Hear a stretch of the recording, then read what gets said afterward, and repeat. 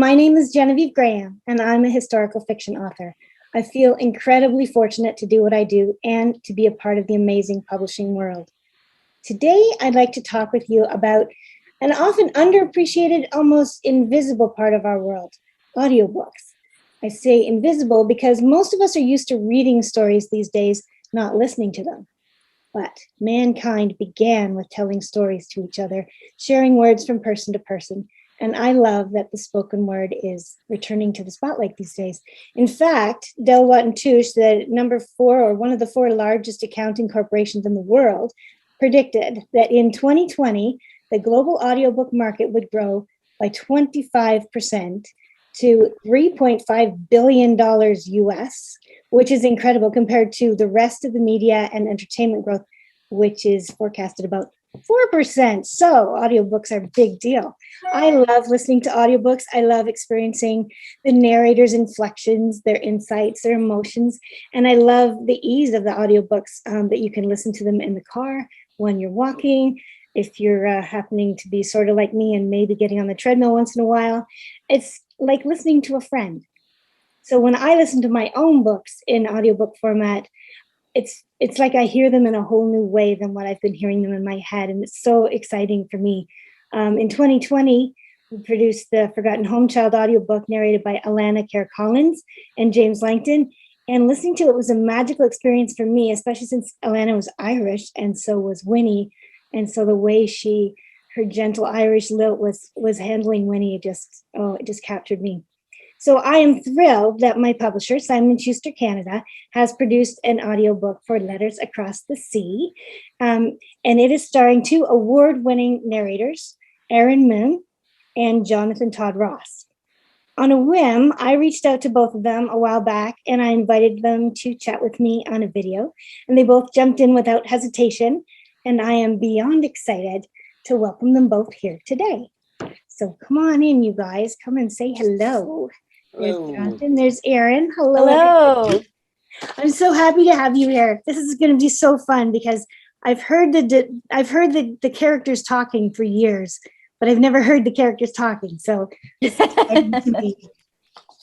So I'm going to read your bios, and then we're going to do a lot of this and do lots of chatting.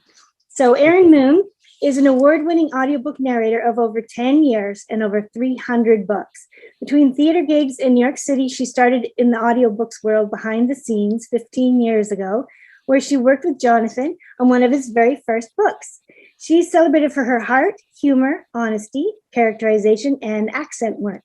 Born and bred in Calgary, Alberta, this dual citizen spent 13 years in New York City before moving to beautiful Vancouver in 2014, where she now happily gardens, hikes, skis, plays in the sand, and of course, coaches and narrates. That's it.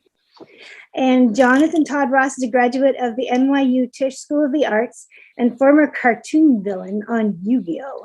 Has narrated over 300 audiobooks across a wide variety of genres, including fiction, nonfiction, self-help, YA, biography and memoir, children's literature, business, and romance.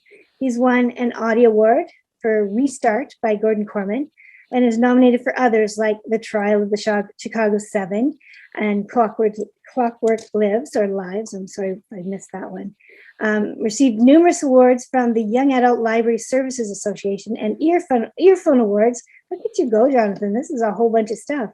And he, at the same time as he's doing this, he made all his middle school bullies regret every mean thing they ever said to him when he narrated Tom Brady's The TB12 Method. So that's Jonathan Todd Ross. This is so great. I'm so happy to have you here. Thank you for having us. But I don't know anything about the audiobook world, so I'm just going to, just bug you about everything. I love that Erin knows everything. So I love the fact that you guys worked together on Jonathan's first book. That's so cool. That's really it was awesome. I remember it so well too, because I was like, this isn't his first book. So I think like the casting director was in with me because she usually comes in for the first session, and she was in with me, and then she kind of does it for a while, and then I would take over. And I just remember thinking like, this is the most easeful transition from a classically trained actor into like, because it's pivoting what we learned in school, right? Like it's what we do on stage and what we do in film and television, but it is different, and not everybody understands that paradigm shift so quickly. And it was just for Jonathan, it was like, oh, welcome home. Like this go. is because I'd worked with other new narrators, and they hadn't, it had taken them like a couple sessions to be like, oh, this is a little different than theater, and it's a little different than film and television. This is where this kind of lives. But JTR was like, thank you. Fair. That's so nice. Yeah. There you go. I totally remember that. That's so nice. That's great to hear, Jonathan. You got to be all blushing under your beard there. No, that's incredibly kind word. Well, you made it feel, it was a very comfortable environment. That's the nice thing about the audiobooks world, right? It's so, there's so much competition in other forms of art, and certainly in performative arts. And there's definitely competition in this world, but it feels like a very loving and supportive community to me. Yeah, I would agree. It's sort of a weird world to need to be a jerk in. Yeah. Like, of course you might hear stories about like someone, but like generally those people aren't around for very long. There's, and I think that a lot of that is about, first off, I think a lot of it is about people who love literature. Yes. Are generally gravitate towards it long term, especially.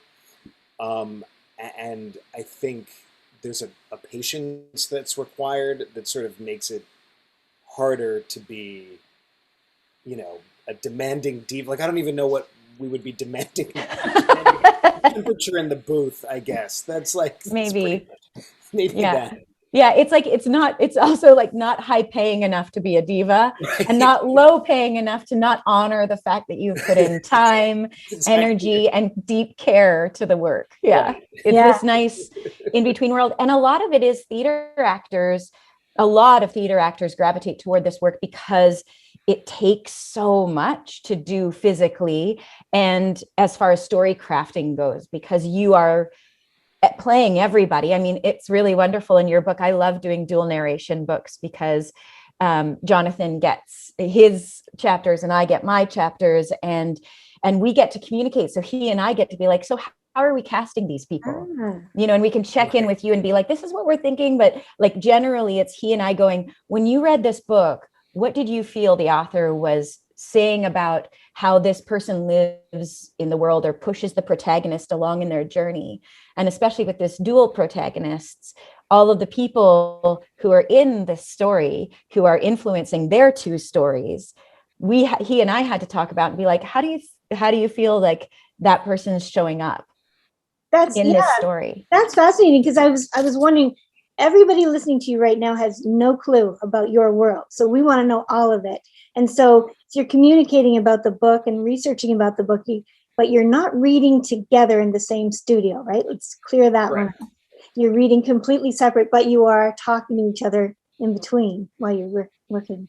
Yeah, we recorded, and this doesn't actually always happen, but it did for us. We were recording over roughly the same few days, so that we were able to go back and forth if something came up.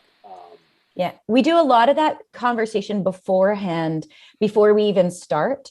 And part of it is because sometimes there's like a week in between the two people who are narrating, but also just so that if he and I have any discrepancies in how we feel like characters are coming across or pronunciations or anything like that, we get the opportunity to check back in with the author and go, we're not sure, like, does this person, like, I had a couple questions about the parents, like, who has an accent, who doesn't have an accent, are they first generation or third generation? And so some of those questions can get settled beforehand, like Mr. Rabinowitz, like how we know how long he's been in the country, and especially because he spent most of his younger life in Poland, we needed to know that, he still retains some of that accent, but it would be lighter because he's been in Canada for so long. Right.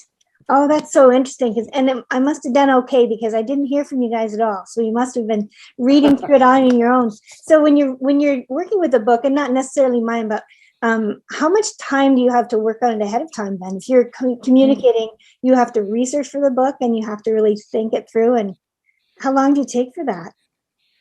It varies, I think, from book to book and publisher to publisher, in terms of how it's set up and what's required. Some publishers have in-house research, where you supply a list and they research it. Some publishers don't even wait for you to supply the list. They just say, we went through, we found all the words you might have an issue with. Here's how we want you to say them. And sometimes you are doing the research yourself. In the case here, by the time I was like, all right, I'm ready to get to it, Erin had researched the entire book, did every single word, and I want to make sure that she gets the credit that is due that. Well, no, but like, it's supportive family though too, because they were weaning one of their children, and that is as any parent knows. That's true. And actually, I did get a list sent to me. I'm just remembering it now, and it was pretty extensive. It's amazing to think about, and the care that you put into all of these things. I've worked with different languages, with different narrators, and it's amazing the detail that goes in and the concentration. It's more than just reading a book, everybody. It's creating this world, which I love. And I got to, for your book, I actually got to my partner, his father, whose family came from Poland to escape in World War II. His father, who speaks Yiddish and Hebrew, and he was somebody I got to actually ask. We didn't ask you all the pronunciation questions because it's kind of cool. We get to pull from our community.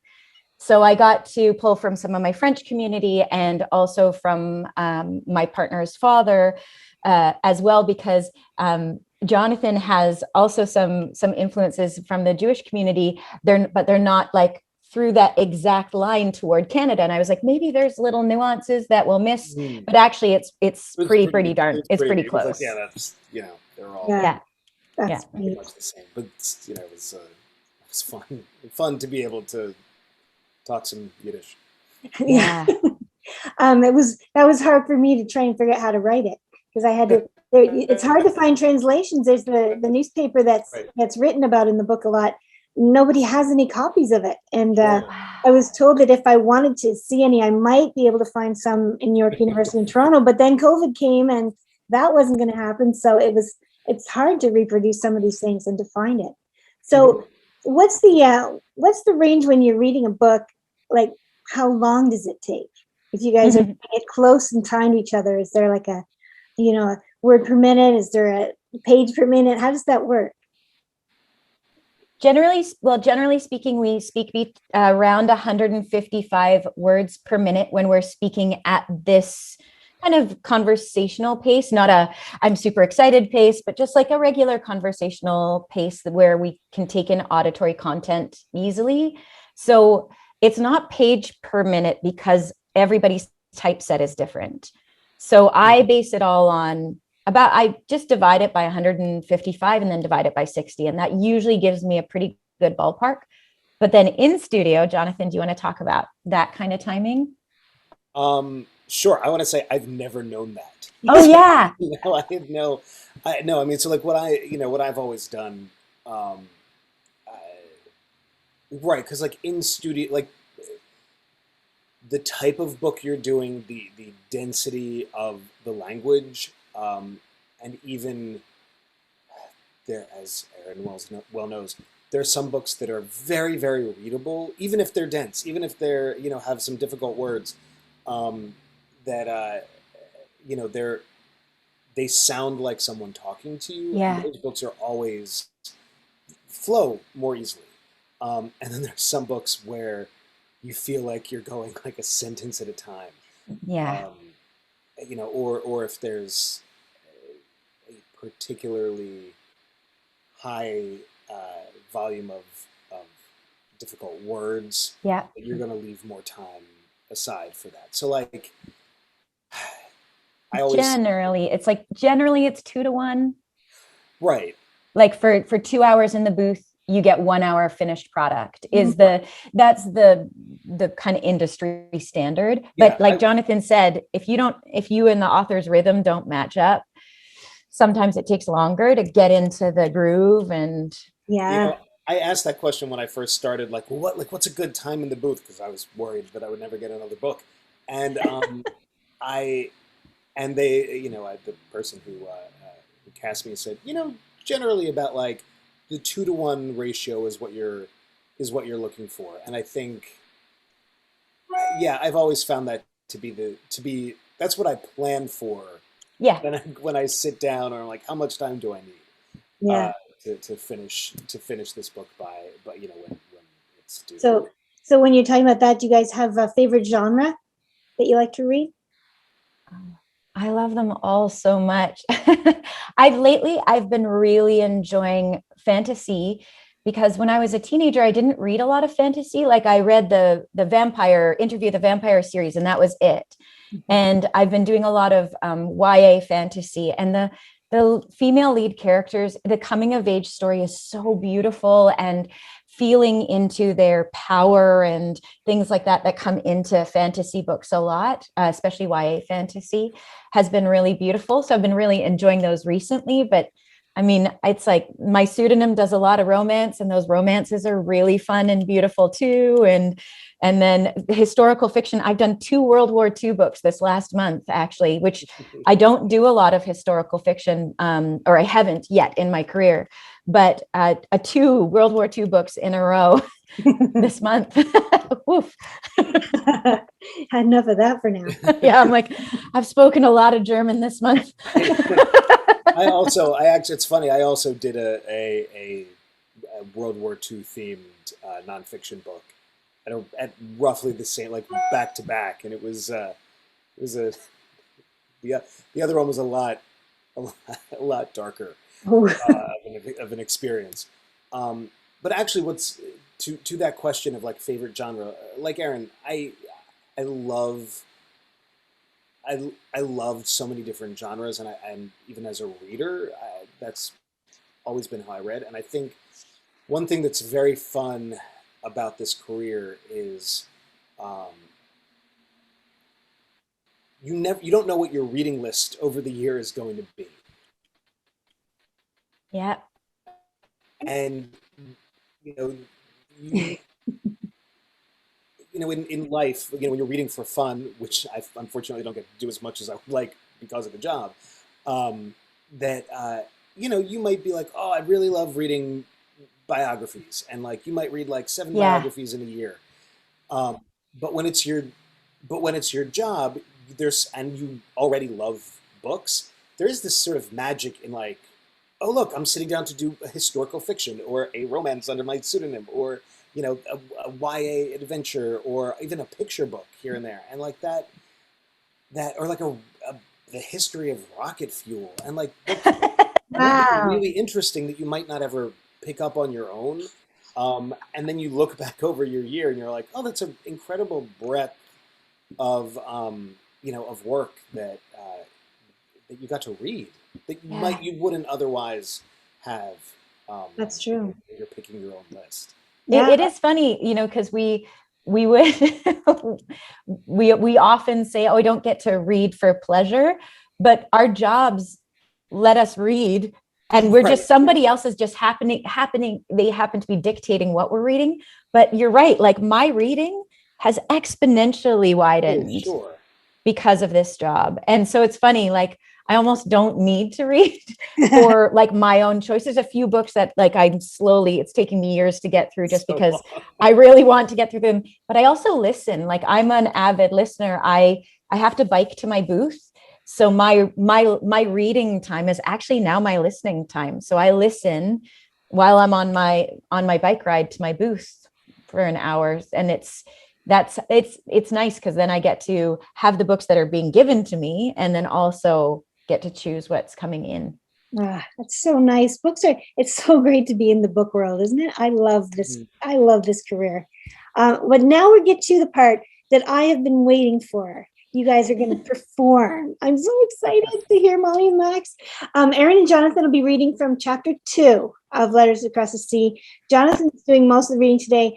We could have chosen any chapter. I wanted one where they both were talking to each other a lot, but I didn't want any spoilers. So I'll give you guys a little intro on what happens leading up to this, and then these guys will take over. I'm so excited. In the first chapter, this is the first chapter where my two main characters, Molly Ryan and Max Dreyfus, have an opportunity to speak with each other for the first time in 4 years. Max has been away at school, and Molly's been in Toronto living through the Great Depression with her family, and they reunite during a baseball game in which Max is playing, and Molly's in the crowd cheering along with Max's sister, Hannah. The other voice in the chapter is Jimmy, one of Molly's 4 brothers. And I like Jimmy a lot. I think he was pretty tough kid. So now I'm going to sit back and listen, and I'm just, anyway, I'm not going to even bother tell you again how excited I am, but without further ado, here are Erin Moon and Jonathan Todd Ross reading from Letters Across the Sea.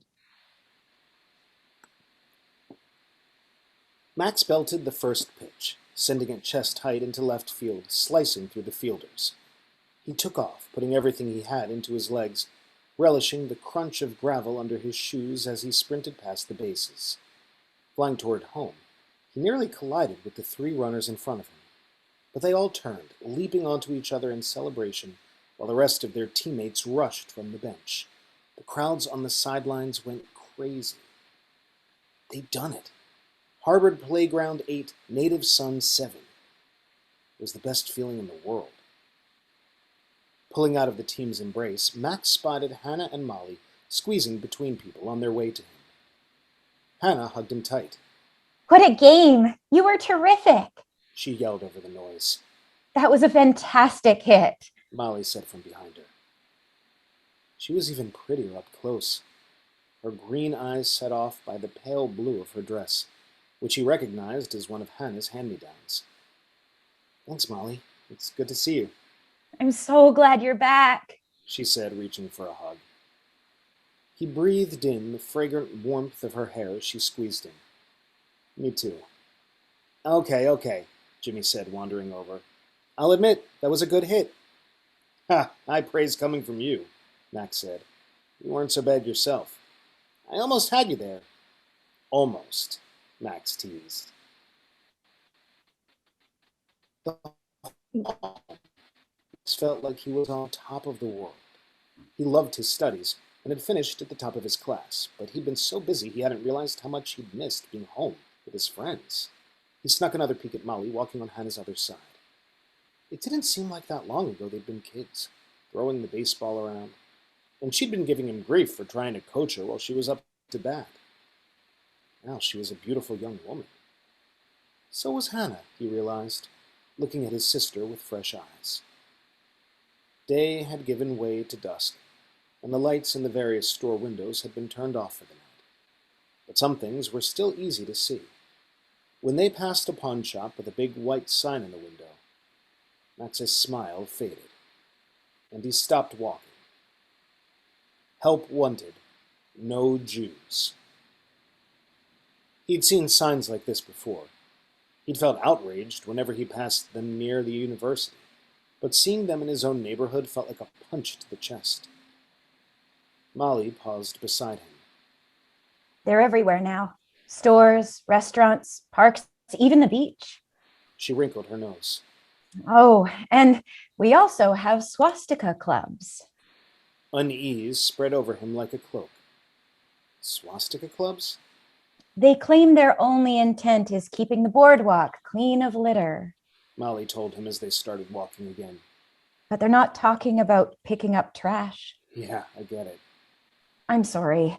The signs bother me, and I'm not even... Jewish? You can say the word.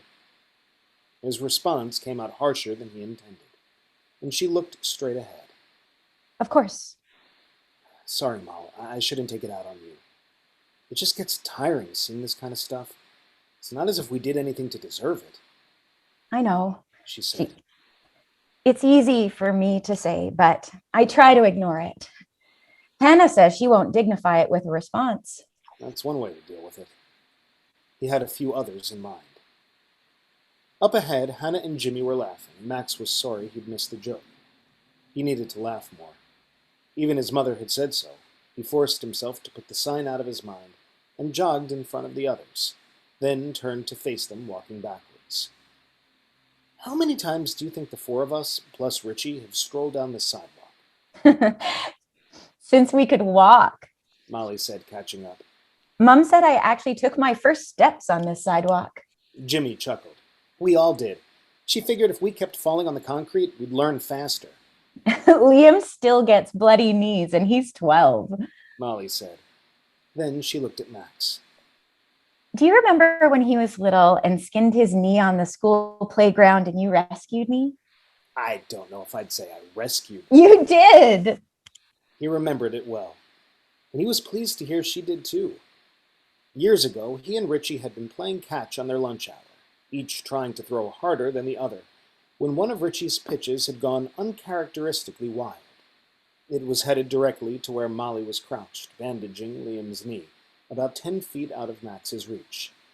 Max hadn't thought twice, just thrown himself into the path of the ball. He'd never been so relieved to hear the smack in his glove, inches from her face. Richie was screaming at me to get out of the way, Molly said. But by the time I looked up, it was too late. That ball was coming so fast, I figured that was the end of me. I'd never let anyone hurt you, he said. She smiled. That's what you said to me back then, too. I remember that, Hannah said. Richie was yelling at you to pay attention next time, and You yelled at him to pay attention, Jimmy said. Then the two of you had a huge argument. The whole school was listening in. It was great. I won, even though we both got detentions. Hannah lifted her chin. Oh, look, there's poor old Mr. Rabinowitz.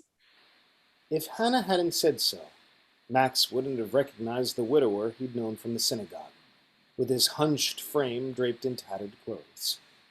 They nodded at him as they passed, but Molly stopped to say good evening. On your way home? She asked. Yes, Shane the Maidel, he replied, blinking cloudy eyes. Long day at the factory. I've got to get home for dinner. On Thursdays, Mrs. Rabinowitz makes chicken and potatoes. You're a lucky man. Have a lovely evening. And they watched the old man wander on down the block. I didn't know you knew him. Hannah said. Oh, he and I have the same sort of conversation just about every day outside Palermo's. I don't think he remembers, though. You know he's a widower? Max asked. There's no chicken dinner waiting for him. Yes, Mr. Palermo told me, but he still thinks she's cooking for him. He must be so lonely. That was pure Molly, he thought. Kindness ran all the way through her. You're still at Palermo's? I'll be sorting fruit and vegetables for the rest of my life. It's not for the rest of your life, Hannah assured her.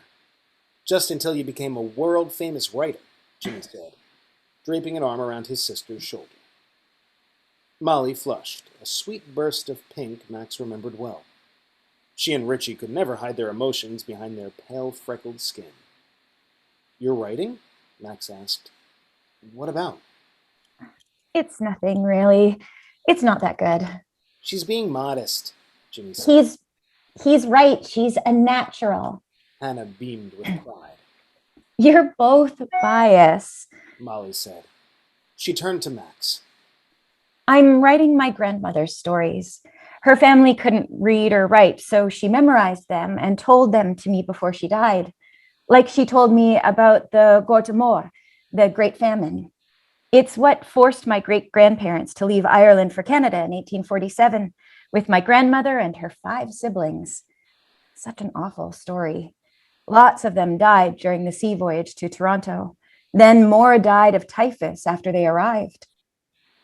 We think we have it back. We think we have it bad. My grandmother lost 2 of her sisters. She pressed her lips together. I'm talking too much.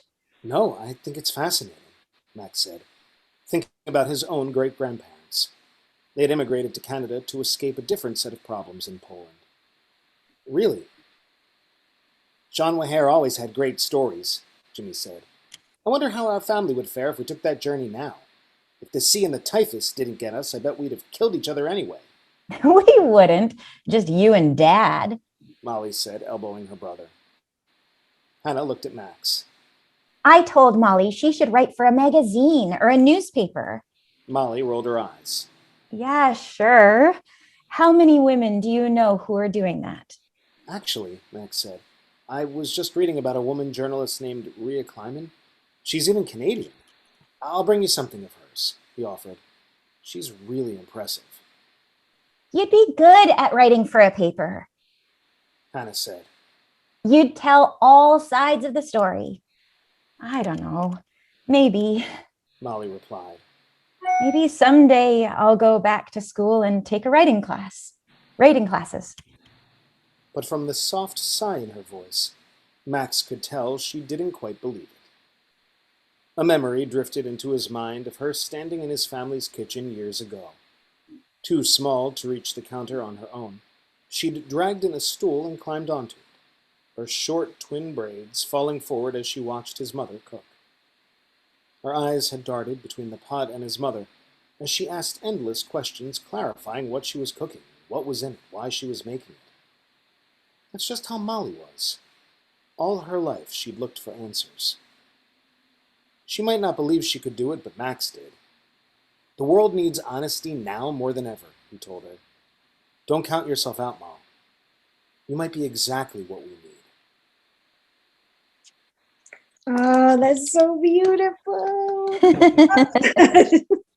Thank you guys so much for bringing Molly and Max to life. That was a dream, because when I'm able to listen to the entire audiobook, I'll hear you both separately, but having you together like that was really, really special. So thank you both very much. Thank you. Thank you. It's nice to be able to actually do that way. Yeah, it was cool.